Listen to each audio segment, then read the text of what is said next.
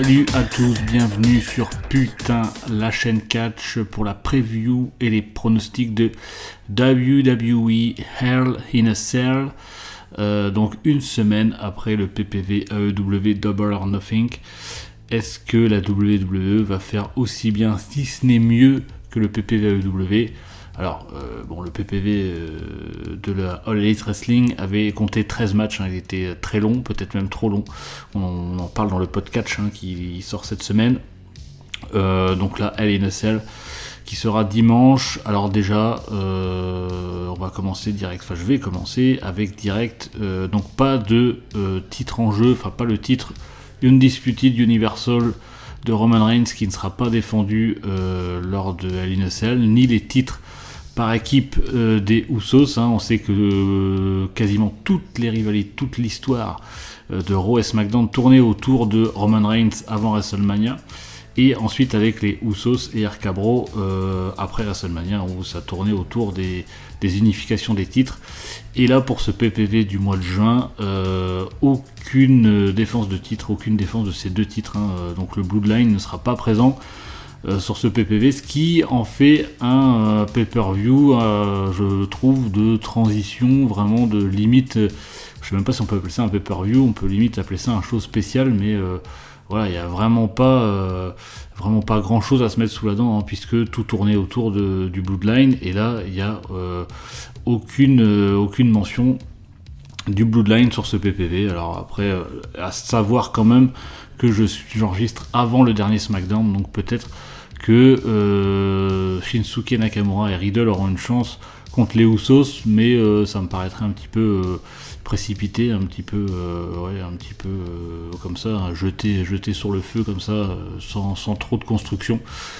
Donc à voir ce que ça va donner. En tout cas, voilà, on est avant le dernier SmackDown de Hell in a Cell. Donc je vais commencer les pronostics avec un match, la défense pour le titre US. Pour l'instant, c'est le seul titre en jeu sur ce pay-per-view. Non, il y a le titre féminin aussi, je dis une bêtise. Et peut-être, j'espère, à SmackDown, le titre intercontinental sera défendu. Toujours est-il en tout cas que c'est Theory, le champion US, qui affrontera Mustafa Ali. Mustafa Ali qui avait demandé à partir il y a quelques mois et qui était de retour un retour un peu surprise sur les écrans de la WWE. Là, il a une chance pour le titre US, une deuxième chance, puisqu'ils se sont affrontés à Raw lundi. Donc pour pronostiquer ce match directement, évidemment, je vois Theory garder le titre, puisqu'on sait qu'il est, il est très pêché, il est très bien d'ailleurs, c'est très bien qu'il garde le titre. Mustafa Ali, évidemment, on aimerait bien le voir un peu plus, peut-être même avec un titre, mais vu qu'il avait demandé à partir, qu'il avait fait un petit bras de fer avec la WWE, je pense que c'est compliqué pour qu'il soit pêché. Je suis pas sûr que ça a beaucoup plu, ça a beaucoup plu à la direction, son attitude. En tout cas, Theory, qui est très protégé, qui est très bien. Peut-être, je l'espère, en tout cas, il est bien parti pour une future grande star, un futur top name de la WWE, à voir ce que ça va donner par la suite. Mais en tout cas, Theory, je pense, gardera le titre sans trop de problèmes, en espérant aussi que Ricochet défende son titre, puisque Ricochet, depuis qu'il est champion, le titre intercontinental n'a pas été défendu beaucoup de fois. Il a même pas une rivalité c'est pas très bien mise en avant. C'est dommage, puisque, comme j'ai dit au tout début, le titre Universal n'est pas défendu, donc ça aurait été l'occasion de mettre un petit peu plus la lumière sur les deux titres un peu plus mineurs, qui est le titre US et le titre intercontinental. Donc espérons que Ricochet défende son titre. Ça sera l'occasion de le voir un petit peu plus aussi. On passe au deuxième match entre single match aussi, entre Ezekiel et Kevin Owens.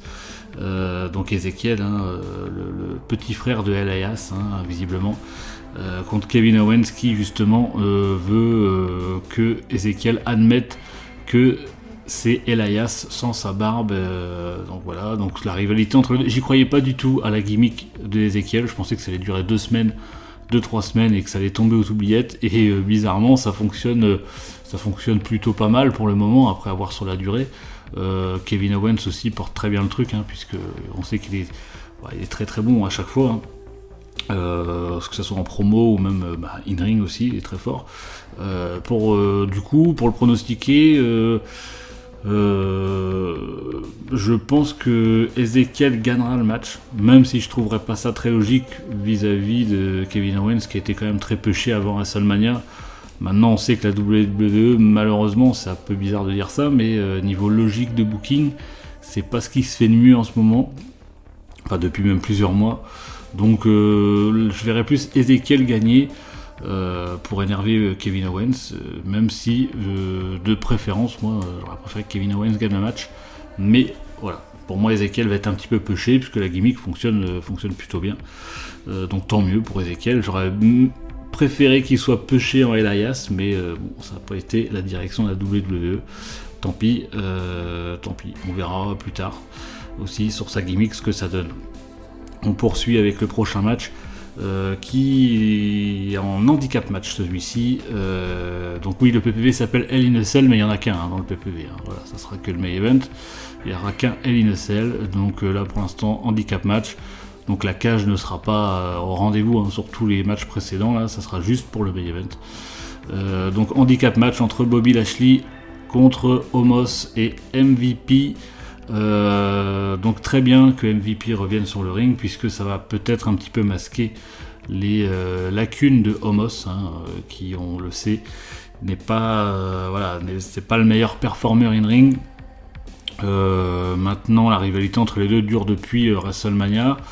MVP retour sur le ring, alors c'est très bien, j'espère qu'il va pas trop lâcher son rôle de manager puisqu'il est aussi très bien en manager je trouve. De toute façon, il a déjà pas mal d'âge, donc il va pas refaire une grosse carrière de lutteur. Mais là, c'est bien qu'il soit dans le match. Après, voilà, handicap match, bon, pour le pronostiquer, je pense que c'est Omos et MVP qui vont gagner ce match, puisque encore une fois, depuis WrestleMania, je pense que c'est une volonté de pêcher Omos au maximum. Je sais pas où la WWE veut le pêcher, où ils veulent en venir, mais en tout cas, ils veulent vraiment le mettre en avant.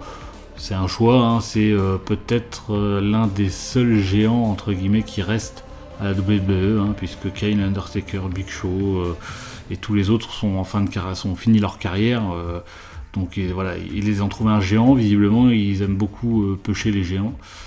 À voir. Moi, je suis pas convaincu du tout, mais voilà, depuis WrestleMania, il m'a pas convaincu. La rivalité est plutôt moyenne aussi, je trouve, même si heureusement encore une fois que MVP porte le truc. Bobby Lashley est pas trop mal, mais c'est dommage, on aurait préféré le voir dans d'autres choses. Voilà.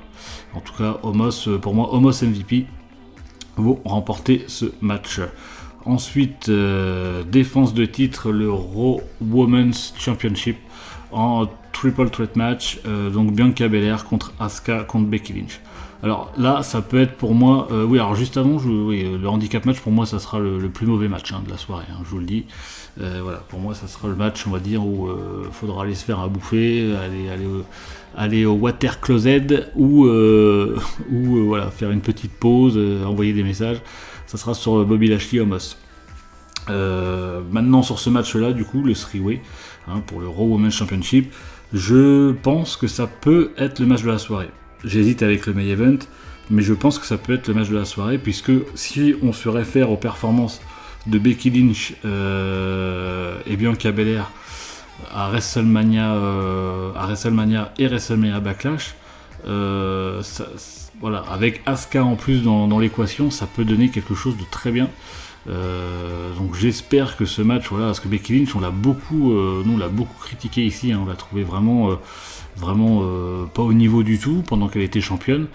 Et là, à WrestleMania, du moins, c'était vraiment le match avec Bianca Belair était vraiment hyper bien. Il est même dans le top 5 du mois d'avril, des meilleurs matchs à voir, qui est disponible sur la chaîne si vous voulez le voir.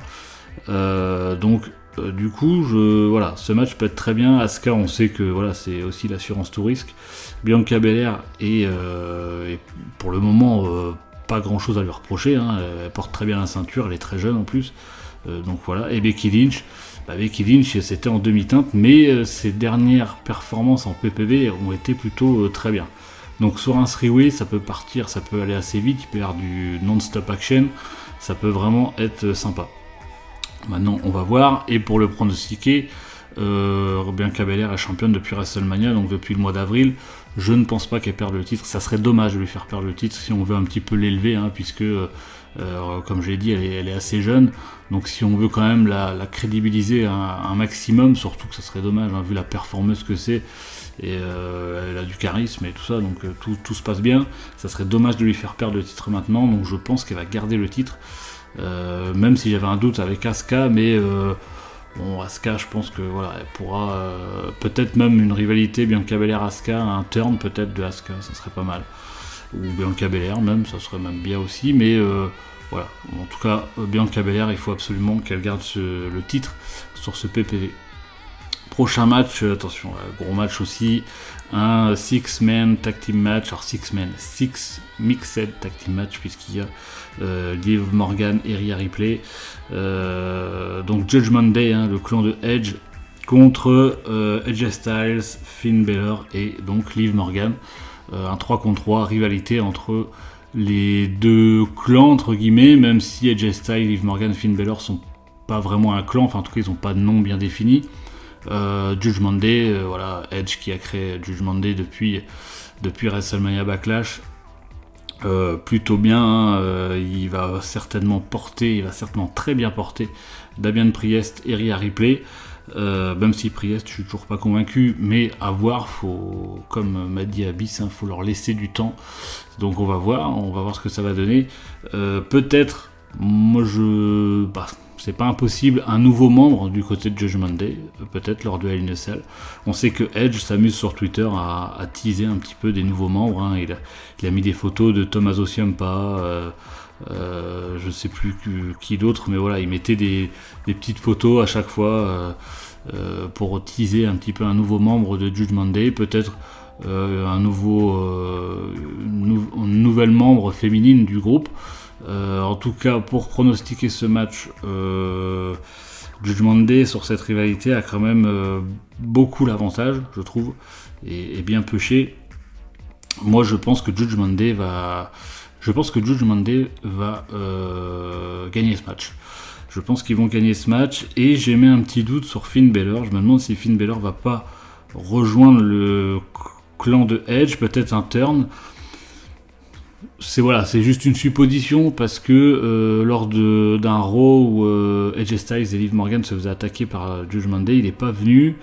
Donc voilà, je me suis dit tiens, c'est quand même bizarre. On sait que des fois là, je mettais le point sur les incohérences de booking tout à l'heure de la WWE, mais il y a quand même des choses des fois qui sont c'est des petits détails qui remettent après dans les vidéos du build-up, voilà, pour dire voilà, ce détail-là a été fait exprès pour amener quelque chose.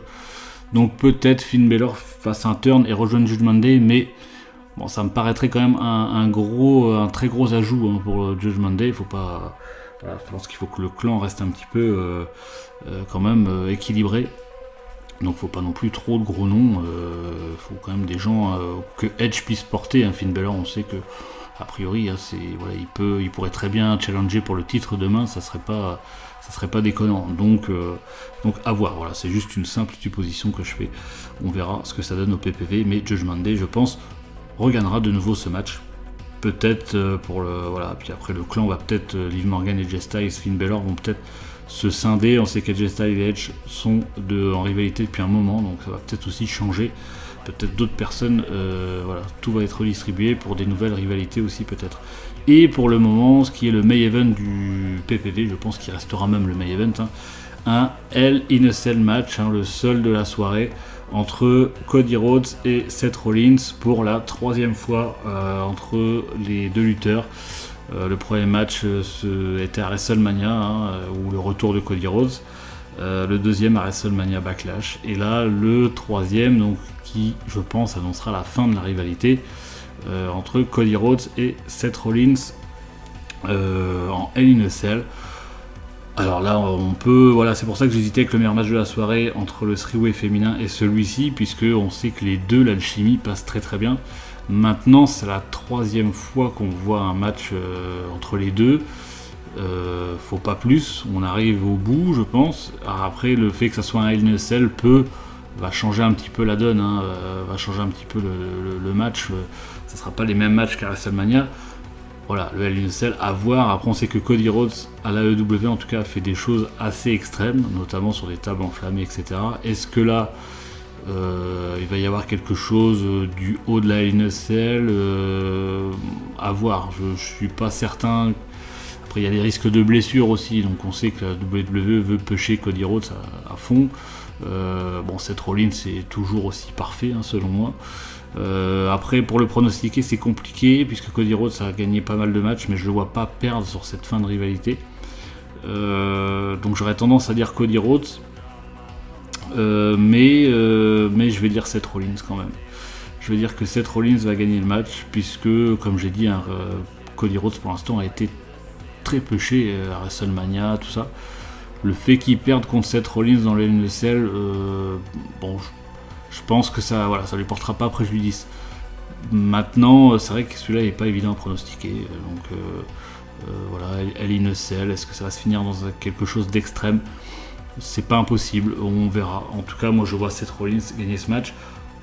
Encore une fois, j'enregistre avant le dernier SmackDown, donc peut-être des matchs qui vont s'ajouter, peut-être le titre féminin de SmackDown va être défendu, peut-être le titre intercontinental. Je pense qu'il y aura au moins peut-être les titres par équipe aussi. Peut-être qu'il y aura encore un match, je pense, qui sera ajouté, 1 ou 2 matchs. En tout cas, voilà, pour le moment, les matchs principaux sont quand même là. Donc voilà, pour ce PPV de la WWE qui sera dimanche. Voilà ce que je pouvais vous dire. N'hésitez pas à vous abonner, à liker la vidéo, à partager, à nous écouter en podcast aussi sur toutes les plateformes adéquates. Prenez soin de vous les amis, prenez soin de vous et je vous fais un putain de bisou.